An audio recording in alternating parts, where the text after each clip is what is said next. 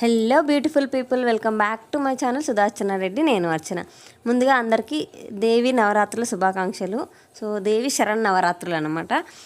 మా అమ్మోళ్ళూరి కాడ అమ్మవారికి 108 కిలోలతోటి 108 మంది సుహాసినీలు కలిసి అమ్మవారికి ఒడిబియ్యం పోసిర్రు. అదే నేను ఈ వీడియోలో మీతో షేర్ చేయబోతున్నా.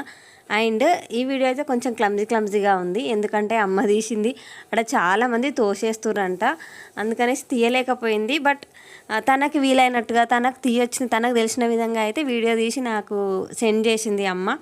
సో మీకు కూడా ఈ ఎట్లా పోసిరు అమ్మవారికి ఒడిబియ్యం ఇదంతా నేను డీటెయిలింగ్గా చూపించకపోయినా కూడా మీతో కూడా షేర్ చేసుకున్నట్టు ఉంటుంది, ఒక మంచి థింగ్ అని నేను ఈ వీడియో అయితే షేర్ చేస్తున్నా. కొంచెం డిస్టర్బెన్స్గా ఉంది, బట్ అడ్జస్ట్ చేసుకోండి.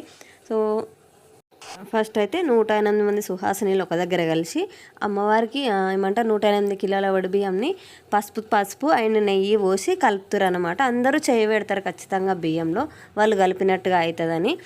అందరు కలిపిన తర్వాత మనకి వడిబియ్యం పోస్తే ఎట్లా పోస్తారో సేమ్ దేవతలకు కూడా అట్లనే పోస్తారు. అందులోకి వడిబియ్యం కావాల్సిన సామాను కూడా వాళ్ళకు కూడా అన్నీ సిద్ధం చేస్తారు, ప్రతి ఒక్కరు పెడతారు. సో ప్రతిసారి చేస్తారు ఈ సంగతి, కానీ బట్ ఈసారి స్పెషాలిటీ ఏంటంటే 108 కిలోల ఒడిబియ్యం ఒకటి స్పెషాలిటీ, 108 మంది సుహాసినీలు కలిసి. సో ఎవ్రీ టైం అంతమంది రాకపోయినా ఎంతమంది వస్తే అంతమంది, ఆ రోజు ఎంతమంది అయితే అటెండ్ అవుతారో అంతమందితోటి అమ్మవారికి ఒడిబియ్యం పోపిస్తారు. కానీ ఈసారి అట్లా అనుకొని 108 మందితోటి పోపించారంట, మంచిది అన్నట్టుగా. అండ్ పోసిన వాళ్ళకు కూడా మంచి జరుగుతుంది. అండ్ మొక్కుంటారు కదా ఇట్లా అమ్మవారికి ఒడిబియ్యం పోస్తామని, బట్ చెల్లించలేకపోతారు ఆ మొక్కు, వాళ్ళ ఇంట్లో పరిస్థితులు కానీ ఆర్థిక సమస్యలు కానీ వాటి వల్ల. సో అలాంటి వాళ్ళకు మొక్కు తీరినట్టు కూడా ఉంటుంది కదా అన్నట్టుగా ఇట్లా ప్లాన్ చేసిరంట టెంపుల్లో. సో ఇది మా అమ్మ వాళ్ళ ఊర్లో ఉన్న టెంపుల్ అనమాట, మల్లన్న టెంపుల్.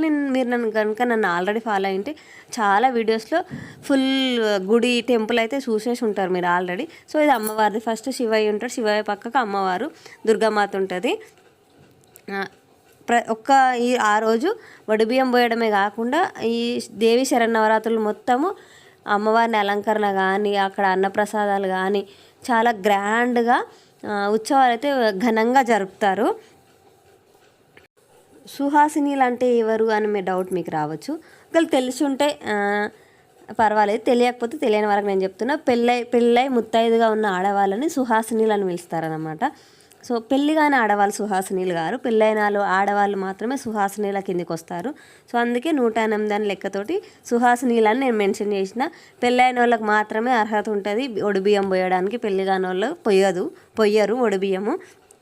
సో ఇట్లా కలిపిన ఒడిబియ్యము అమ్మవారి ప్రతిమ ముందు పెట్టి అక్కడ ఒక చీర వరిసి అమ్మవారి కోసానికి అమ్మవారికి వచ్చిన వాళ్ళందరితోటి సుహాసినీలతోటి ఒడిబియ్యం అయితే ఓపిచ్చేసిర్రంట. సో నేను పోయి ఉంటే ఇంకా క్లారిటీగా తీసేదాన్ని, బట్ నేను పోలేకపోయినా. సో అమ్మ అయితే ఆ లోటు లేకుండా అమ్మ నాకు వీడియో సెండ్ చేసింది. నేనైతే పిక్చర్స్ తోటి కవర్ చేస్తున్నా మ్యాక్సిమమ్. అండ్ దీని గురించి మనకి న్యూస్ వెబ్సైట్స్ ఉంటాయి కదా, వాటిలో కూడా వచ్చింది, అండ్ పేపర్లో కూడా వచ్చింది నెక్స్ట్ డే.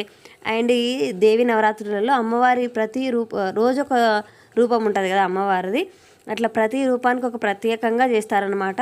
అండ్ మాజీ మంత్రి మన హరీష్ రావు గారు కూడా హాజరయ్యారంట గుడికి. నేను ఆ పిక్ కూడా లాస్ట్లో షేర్ చేసిన.